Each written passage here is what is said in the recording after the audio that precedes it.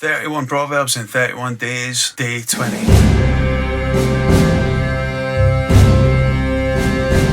Verse 1 says, wine is a mocker, strong drink, a brawler, and whoever is led astray by it is not wise. Alright, I kind of knew we'd get here eventually. Obviously, my channel is called Scotch and Scripture, so I've made my position on this probably pretty clear. And just so you know, I thought and prayed long and hard before I even launched this channel for this reason. I was a little anxious that, it might promote alcohol or the use of alcohol to people who just, are really opposed to that. But the Proverbs warn us of abuse, not participation. That's two totally different mindsets. Participation looks like moderation. Abuse, that looks like dependency, or something that changes your behavior in a way that's not good or it affects other people. If it's a problem for you, don't do it. If you're an adult, you get to make this decision about your life. And I understand, there's degrees of that. Addiction's a whole thing. I don't understand. I haven't been through it. People like that have my deepest sympathies. But Proverbs is warning us, if this leads you astray, don't do it. I find it interesting that strong drink, which is what whiskey is described as a brawler. So the imagery is of fighting,